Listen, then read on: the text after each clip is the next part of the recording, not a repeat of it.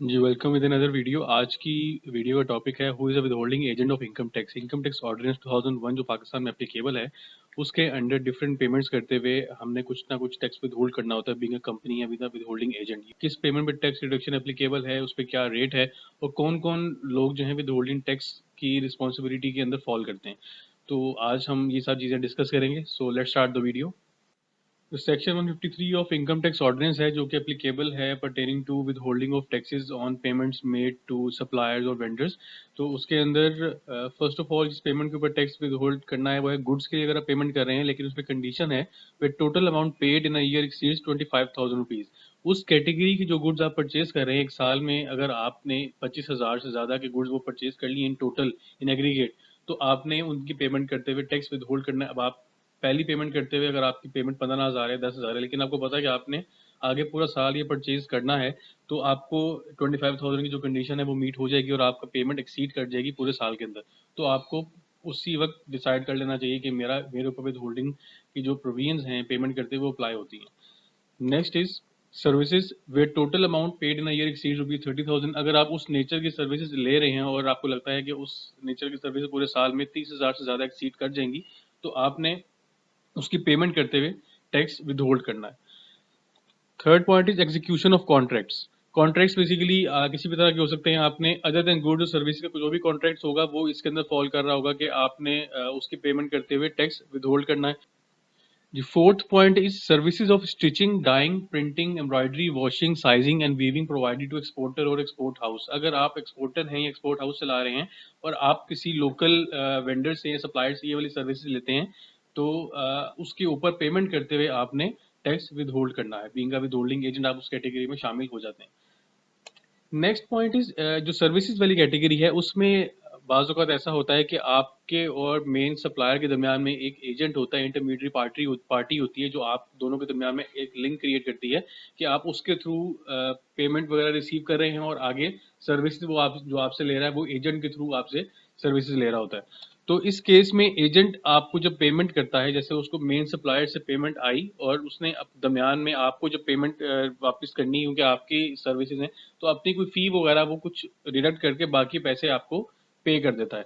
तो इस केस में इनकम टैक्स ऑर्डिनेंस ये बता रहा है कि इस केस में ये ट्रीट किया जाएगा कि आपने उसने जो पैसे अपने डिडक्ट करके बाकी पैसे आपको पे किए, तो हम ये ट्रीट करेंगे कि आपने उसको सर्विस चार्जेस पे किए और उस सर्विस चार्जेस के ऊपर आपने सर्विसेज का जो सेक्शन लगता है 153(1)(b), उसके अंडर जो टैक्सेस एप्लीकेबल होंगे उसके मुताबिक आपने टैक्स उससे कलेक्ट करना है और उसको एफबीआर में जमा करवाना है। उस केस में भी एजेंट के ऊपर रिस्पॉन्सिबिलिटी नहीं है टैक्स जमा करवाने की, उसके ऊपर जो मेन रेसिपिएंट है पेमेंट का उसके ऊपर रिस्पॉन्सिबिलिटी आती है कि वो उसका टैक्स जमा करवाए एफबीआर में। नेक्स्ट पॉइंट इज आगे इसके ऊपर जो रेट्स एप्लीकेबल हैं, पेमेंट्स हमने डिस्कस की कि किस पेमेंट पे with holding of taxes apply होते हैं कि आपने उनकी पेमेंट करते हुए टैक्स विद होल्ड करना है। अब कितना टैक्स विद होल्ड करना है वो डिस्कस करते हैं। गुड्स की अगर आप पेमेंट कर रहे हैं तो आपने सबसे पहले कॉटन सीड, राइस या एडिबल ऑयल्स की अगर पेमेंट करें तो उस पर आपने 1.5% of the gross amount payable, जितनी आपकी अमाउंट पेएबल है उसका 1.5% आपने पे करना है। इस अमाउंट पेएबल में आपकी सेल्स टैक्स की अमाउंट शामिल होती है क्योंकि अगर आप किसी सेल्स टैक्स रजिस्टर्ड पर्सन से गुड्स वगैरह परचेज करें तो उस पर आपको वो सेल्स टैक्स इनवॉइस इशू करेगा, इसमें सेल्स टैक्स का जो 17% जीएसटी है उसका इम्पैक्ट शामिल होगा। तो वो अमाउंट इंक्लूड करके उसके ऊपर आपने 1.5% इनकम टैक्स विद होल्ड करना होगा। उसके अलावा जितनी भी गुड्स हैं, जो कॉटन सीड, राइस और एडिबल ऑयल्स के अलावा जितनी भी गुड्स की कैटेगरी है उसकी पेमेंट करते हुए अगर आप पेमेंट किसी कंपनी को कर रहे हैं तो आपने 4% of the amount payable tax with hold करना है। और अगर आप कंपनी के अलावा किसी और को पेमेंट कर रहे हैं, सेम इंडिविजुअल या एओपी को पेमेंट कर रहे हैं, तो आपने 4.5% of the gross amount payable tax with hold करना है। नेक्स्ट पॉइंट इज अगर आप सर्विसेज के अगेंस्ट पेमेंट कर रहे हैं तो कितना टैक्स विदहोल्ड करना है, तो उसके लिए पूरी लिस्ट दी गई है। मैंने इनकम टैक्स ऑर्डिनेंस से एक्सट्रैक्ट उठा के यहाँ पे एज इट इज यहाँ पे पेस्ट कर दिया। इसमें 3% का रेट है of the amount of gross amount payable. आगे सर्विसेज की लिस्ट दी हुई है, इसमें ट्रांसपोर्ट सर्विसेज हैं, फ्रेट फॉरवर्ड सर्विसेज हैं, एयर कार्गो सर्विसेज हैं, मैन पावर आउटसोर्सिंग सर्विसेज हैं, पोर्टल सर्विसेज, आईटी सर्विसेज हैं। काफ़ी उससे लंबी एक लिस्ट दी हुई है। इसके अंदर जो भी आपकी सर्विस इस लिस्ट में अगर फॉल कर रही है स्पेसिफिकली, तो आपने 3% of the amount gross amount payable tax withhold करना है। इसके अलावा अगर आप इलेक्ट्रॉनिक या प्रिंट मीडिया को पेमेंट कर रहे हैं फॉर एडवर्टाइजमेंट सर्विसेज, उसमें आपने 1.5% एक रिड्यूस रेट है जिसके ऊपर 1.5% ग्रॉस अमाउंट पेएबल आपने विदहोल्ड करना है।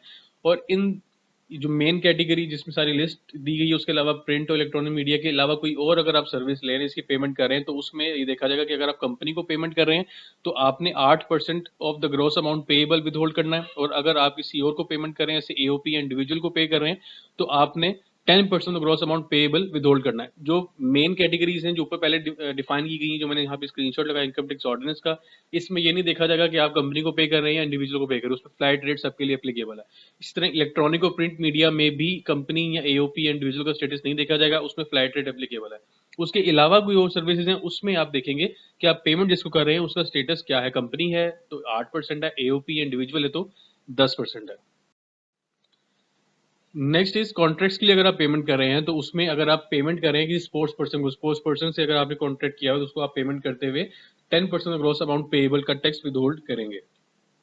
इसके अलावा कोई और अगर आप पेमेंट कर रहे हैं कॉन्ट्रैक्ट नेचर की है, अदर देन गुड्स या सर्विसेज का कॉन्ट्रैक्ट के अलावा कोई और कॉन्ट्रैक्ट आपने किया हुआ है जिसके अगेंस्ट आप पेमेंट कर रहे हैं, तो देखा जाएगा कि आपने कंपनी को पेमेंट की कर रहे हैं तो आपने 6.5% टैक्स विद होल्ड करना है ग्रॉस अमाउंट पेएबल। और अगर आप किसी और इंडिविजुअल या एओपी को पेमेंट कर रहे हैं तो उस केस में आपने 7% ग्रॉस अमाउंट पेएबल का टैक्स विद होल्ड करना है। फोर्थ कैटेगरी आती है सर्विसेज की, जो आप एक्सपोर्टर या एक्सपोर्ट हाउस को दे रहे हैं। उसमें services of stitching, dyeing, printing, embroidery, washing, sizing and weaving है। इसमें अगर एक पेमेंट कर रहा है कोई एक्सपोर्टर या एक्सपोर्ट हाउस, तो उसने 1% of the gross amount payable, जितनी अमाउंट की उसको सर्विसेज दी गई है उसका 1% टैक्स विद होल्ड करना है।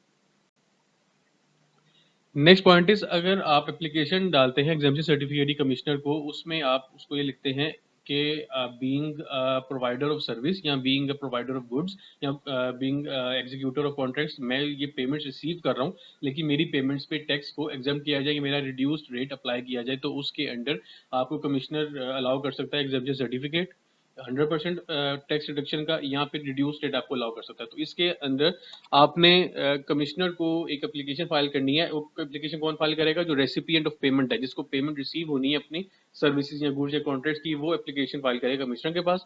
और कमिश्नर अगर उसको सही लगेगा तो वो उसका ऑर्डर पास कर देगा। उसके ऑर्डर दो कैटेगरीज के हो सकते हैं, यहाँ तो 100% टैक्स रिडक्शन होगा, इसमें विदाउट डिडक्शन ऑफ टैक्स का सर्टिफिकेट होगा, या डिडक्शन ऑफ टैक्स या रिड्यूस रेट होगी।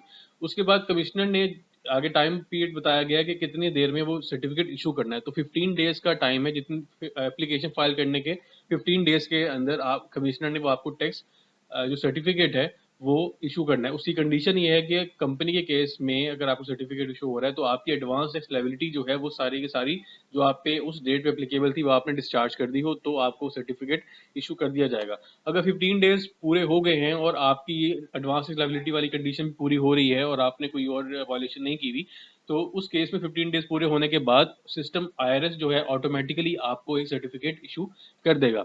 लेकिन अगर कमिश्नर को लगता है कि 15 डेज कंप्लीट होने के बाद जब सिस्टम ने ऑटोमेटिक सर्टिफिकेट इशू कर दिया है तो उस सर्टिफिकेट को इशू नहीं होना चाहिए था, या उसको रिड्यूस रेट पे इशू होना चाहिए था, कोई मॉडिफिकेशन उसे कैंसिलेशन कमिश्नर अगर करना चाह रहा है तो वो आपको एक हेयरिंग नोटिस डालेगा और कहेगा कि ये सिस्टम ने आपको ऑटोमेटिक अलाउ कर दिए लेकिन मेरी कुछ रिजर्वेशन हैं, और इसके ऊपर हेयरिंग एक रखेगा और फिर आपको उसका या तो ऑर्डर पास कर देगा या मॉडिफाई करेगा, उसको कैंसिल कर देगा। नेक्स्ट इज, अब कुछ पेमेंट्स ऐसी हैं जैसे उन जिनके लिए एग्जाम्पशन सर्टिफिकेट अप्लाई करना जरूरी नहीं होता, उनके ऊपर बाय लॉ उसमें स्टैट्यूटरी एग्जाम्पशन अवेलेबल होती है। जैसे पीछे हमने अभी डिस्कस किया कि आपको सर्टिफिकेट अप्लाई करना पड़ेगा कमिश्नर के पास अगर आप एग्जाम्पशन लेना चाह रहे हैं, लेकिन कुछ पेमेंट्स ऐसी भी हैं जो विद होल्डिंग टैक्स की प्रोविजन से एग्जाम्प्ट हैं अंडर लॉ, कोई सर्टिफिकेट अप्लाई करने की जरूरत नहीं है।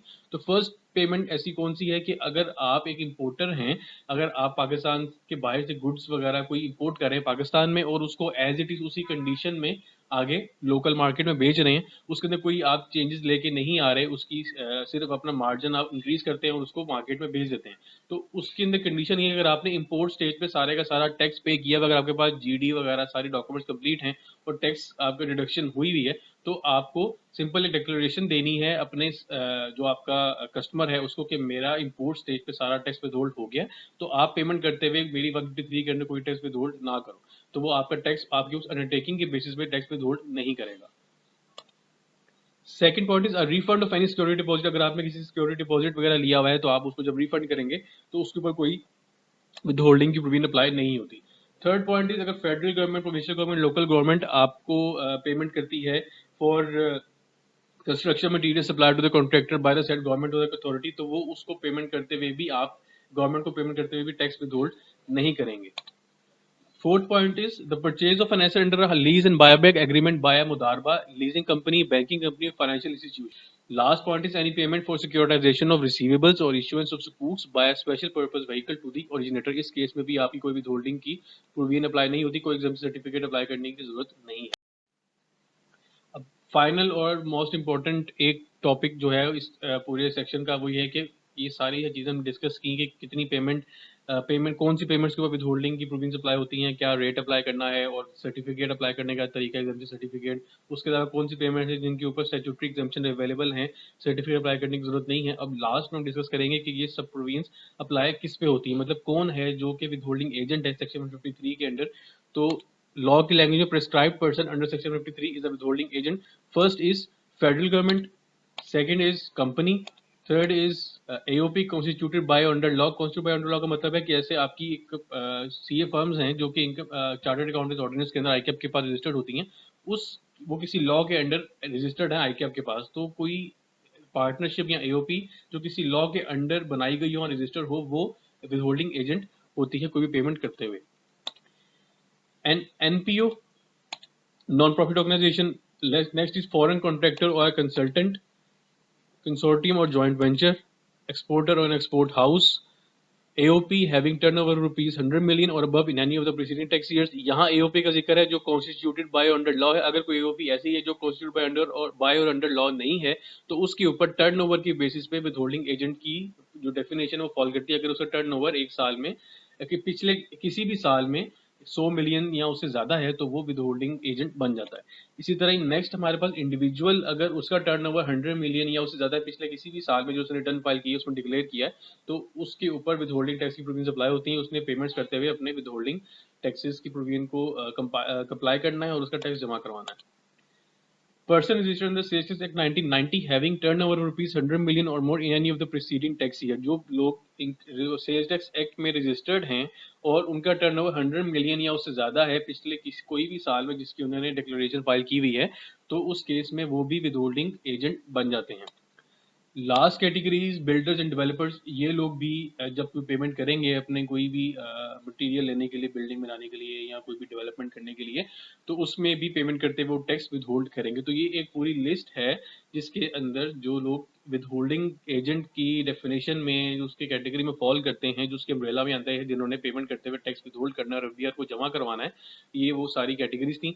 आज के टॉपिक का बेसिक जो पॉइंट ऑफ डिस्कशन था कि विथहोल्डिंग एजेंट कौन है, उसने किस पेमेंट पर टैक्स विथहोल्ड करना है और कितना टैक्स विथहोल्ड करना है। उसके अलावा सर्टिफिकेट अप्लाई करना चाहे तो उसका क्या तरीका है और उसके कितनी डेज में सर्टिफिकेट उसको इशू होता है, और कौन सी पेमेंट्स ऐसी हैं जिसके ऊपर टैक्स की एग्जाम्पशन अवेलेबल है under law without any condition to apply exemption certificate. So that's all for the video. Thank you for watching.